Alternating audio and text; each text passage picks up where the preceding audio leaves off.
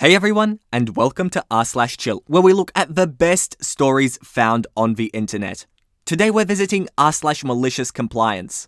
And instead of looking at huge life-destroying stories, today we'll be looking at those innocent little things that just make life that little bit more interesting, that little bit more funny, and don't really have any consequences that are too serious for anyone.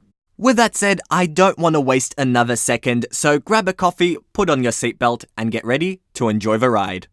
Banana Malicious Compliance. And with a name like that, I've got absolutely no idea where this post could go. I had mentioned in my previous post that my prior office building was located right next to a grocery store that was a popular lunch destination due to the proximity and the variety of quick lunch options. I had also mentioned that I would often be the first on my team to take lunch, and would often ask my team if they wanted me to pick up something while I was out.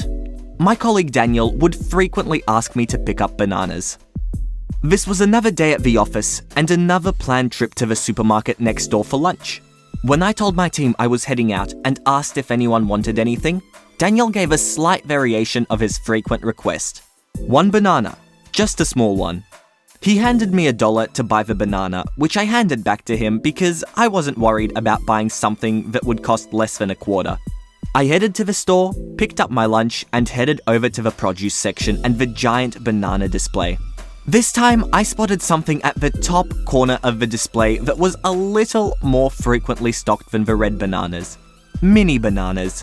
Here's someone else's picture with this banana for scale. And thus an idea was born. The mini bananas were sold by weight, and the bunches were already bagged in plastic, so I couldn't just break one off from a bunch. They were about the same price per pound as their normal-sized counterparts, so I grabbed a bunch of the mini bananas and one regular but small banana that Daniel asked for, and went to check out. For the record, the bunch of mini bananas was roughly 50 cents. I walked back to the office, and while I was in the elevator heading up to my department's floor, I opened the bag containing the mini bananas and broke one off the bunch. I got back to my desk, dropped my stuff off, and headed over to Daniel's desk with the single mini banana. I placed the tiny banana on his desk wordlessly and started to walk away. Immediately, Daniel starts laughing. He showed the person sitting behind him the single mini banana, which made her laugh too. I reminded him that he asked for just one small banana. Still laughing, Daniel proclaimed this tiny Cavendish to be awesome. I bring him the normal banana he asked for after a few minutes of laughter. I told him that I could only buy the minis by the bunch, and that he could have the rest of them if he wanted, which he happily accepted. And as someone in the comments is pointing out, this isn't malicious compliance, this is delicious compliance. And totally wholesome and absolutely amazing. Like, come on, I would love to work with someone like this. Alright guys, that story was absolutely amazing, but that was just the first one. And if you liked it, could you please take a moment to go down and like this video? This is something that really helps my channel get discovered. But don't worry, I'm not gonna waste another second, and let's keep going with the video. Don't hurry. A story of benevolent compliance. About a year ago, I was in New Orleans with friends for the weekend. At the end of the day, we scattered to our various Airbnbs and hotels, with plans to get changed and get cleaned up and meet for dinner at a restaurant on Lake Pontchartrain. To protect the restaurant, let's just say that the name was spelled and pronounced exactly like the blue crab.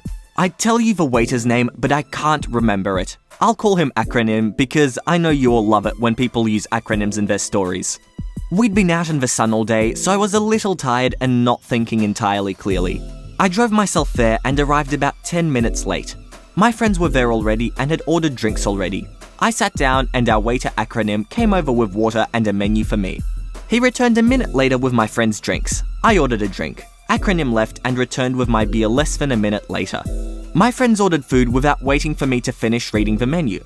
I didn't blame them, I was late and we were all famished. Acronym left and came back a minute or so later to take my order. I ordered. Appetizers arrived. A friend ordered another beer. Acronym left and returned with his beer and our food. At this point, I realized I'd almost finished my beer and would also like another one. But I also realized that because I arrived late, ordered late, etc., I was making Acronym make twice as many trips to our table, and I felt bad about it.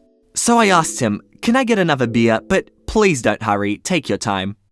We began eating, and a few minutes later, all my friends began laughing at something behind me. I turned around and there was Acronym, holding my beer in hand about 15 feet away. He was very slowly walking towards me, with all the speed of a sloth on downers, just creeping towards me with my beer in his hand and a grin on his face. I eventually got my beer, we had a great meal, Acronym got a good tip, and I told his manager that he was doing a wonderful job. Thanks, Acronym, I hope to see you next time I'm in town. Oh my goodness, either this guy loves a good joke or he knows how to get a good tip. Either way, you made someone else's day, and really, what more could you ask for? 3 water bottle. Today at work, the company I work for decided to give all of their employees a 3 Hydro flask. Think fancy metal water bottle. Naturally, everyone was excited about it, and they were passed out right before lunch. I went home during lunch to make a sandwich and took my new bottle home to wash it and write my name on it. With permanent marker, I might add. I accidentally left it on my drying rack. Shortly after returning to work, there was a company-wide email saying all of the water bottles were being recalled due to a technical issue and needed to be returned by the end of the day. No exceptions.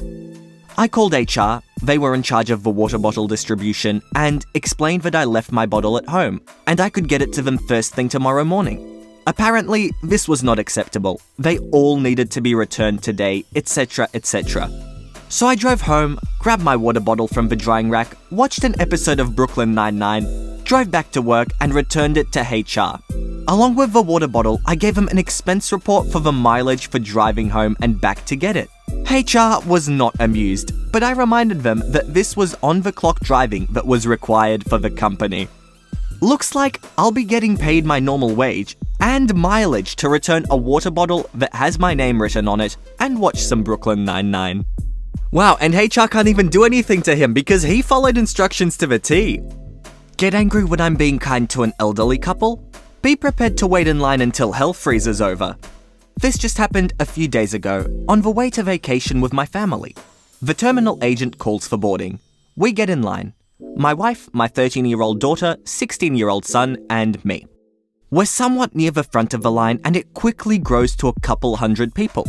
I see an elderly couple. The woman was using a cane and both were slow moving. But they apparently didn't want to board during the assisted boarding times. I leaned out as they walked near me and asked if they would like to take our place in line. They looked a little surprised but happily accepted. As I was helping them into the line, I hear some guy, about 5 people back, sighing and making comments under his breath. I was just about to leave the line and head to the back with my son when the couple behind us insisted we stayed. I told them it was no problem for us to go to the back, but they weren't having it. The sighing jerk overheard our conversation and decided to interject. If he wants to leave, let him. Otherwise he may as well let all the other old people cut in line. I look at this little toad, not even as big as my 13-year-old daughter. Images of me tossing him and his festering Napoleon complex into a trash can are dancing in my mind. Instead, I decided to give him what he asked for. I sent my son back in the line to find any elderly people who were behind us. In a minute, he returned with a lovely couple, about 70. They slipped right into line. A moment later, he found 2 women traveling together, right into line. The couple behind us were almost in tears, not sure if from laughter or from just enjoying watching a teen escort elderly people towards the front of the line. Napoleon Complex is having a silent tantrum as the line is going slowly, even without old line cutters. He walks from the line, complains to the agent, and boards immediately. Squeaky wheel got his grease after all. It took about 10 minutes for us to go through the boarding check and enter the plane. It was 2 rows of 3 seats on the plane. As we near our row number, I realized my wife is supposed to sit opposite me, in the same row as Napoleon Complex. I called an audible and she sat with the kids while I took the aisle seat with Napoleon Complex. He looked like he was going to pee his pants and just stared out the window. I made sure it was the most uncomfortable 5-hour flight of his life. Strange how bullies never shut up until they're afraid. And I mean, who cares when you board the plane if you don't have any sort of health issues? Personally, I'd prefer to stand in the line because, you'll be sitting down for the next 6 hours. Why not spend an extra 10 minutes standing? Alright guys, that's it from me. I hope you enjoyed this installment of r/malicious compliance. And if you did, make sure to subscribe to the channel for Reddit videos 3 times a week. Videos come up every Tuesday, Thursday, and Saturday. And also, if you have your own stories, make sure to share them in the comments down below. I would absolutely love to hear them. But for now guys, I hope you all enjoyed. That's it from me, and all I want to do is see you all here next time. See you later guys.